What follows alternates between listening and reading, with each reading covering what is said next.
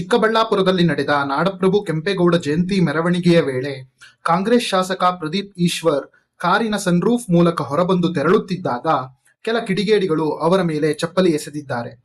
ಚಪ್ಪಲಿ ಎಸೆತದಿಂದ ಆಕ್ರೋಶಗೊಂಡ ಶಾಸಕ ಪ್ರದೀಪ್ ಈಶ್ವರ್ ಸ್ಥಳದಲ್ಲೇ ತಮ್ಮ ವಿರುದ್ಧ ಘೋಷಣೆ ಕೂಗುತ್ತಿದ್ದ ವಿರೋಧ ಪಕ್ಷದ ಕಾರ್ಯಕರ್ತರಿಗೆ ಮೀಸೆ ತಿರುವಿ ತೋಳು ತಟ್ಟಿ ಸವಾಲು ಹಾಕಿದ್ದಾರೆ. ಇದು ರಾಜಕೀಯ ವಲಯದಲ್ಲಿ ಭಾರೀ ಸಂಚಲನ ಸೃಷ್ಟಿಸಿದೆ. ಘಟನೆ ನಡೆದ ತಕ್ಷಣ ಪೊಲೀಸರು ಸಿಸಿಟಿವಿ ದೃಶ್ಯಾವಳಿಗಳನ್ನು ಪರಿಶೀಲಿಸಿ ಇಡೀ ರಾತ್ರಿ ಕಾರ್ಯಾಚರಣೆ ನಡೆಸಿ ಬಿಜೆಪಿ ಮತ್ತು ಜೆಡಿಎಸ್ ಕಾರ್ಯಕರ್ತರಾದ ಅಖಿಲ್ ರೆಡ್ಡಿ, ಪ್ರಕಾಶ್, ಮೋಹನ್ ರಾಜ್ ಮತ್ತು ಮಹೇಂದ್ರ ಎಂಬ 4 ಆರೋಪಿಗಳನ್ನ ಬಂಧಿಸಿದ್ದಾರೆ. ಚಿಕ್ಕಬಳ್ಳಾಪುರ ನಗರ ಪೊಲೀಸ್ ಠಾಣೆಯ ಪಿಎಸ್ಐ ಅಮರ್ ಅವರು ಸ್ವಯಂ ಪ್ರೇರಿತ ಎಫ್ಐಆರ್ ದಾಖಲಿಸಿಕೊಂಡಿದ್ದಾರೆ. ಶಾಸಕರ ಮೇಲೆ ಚಪ್ಪಲಿ ಎಸೆದಿದ್ದು, ನಿಂದಿಸಿದ್ದು ಮತ್ತು ಸರ್ಕಾರಿ ಕರ್ತವ್ಯಕ್ಕೆ ಅಡ್ಡಿಪಡಿಸಿದ ಆರೋಪದಡಿ ಕೇಸ್ ದಾಖಲಿಸಲಾಗಿದೆ. ಮುನ್ನೆಚ್ಚರಿಕೆಯಾಗಿ ಪೊಲೀಸ್ ಠಾಣೆ ಸುತ್ತ ಬಿಗಿ ಬಂದೋಬಸ್ತ್ ಮಾಡಲಾಗಿದೆ.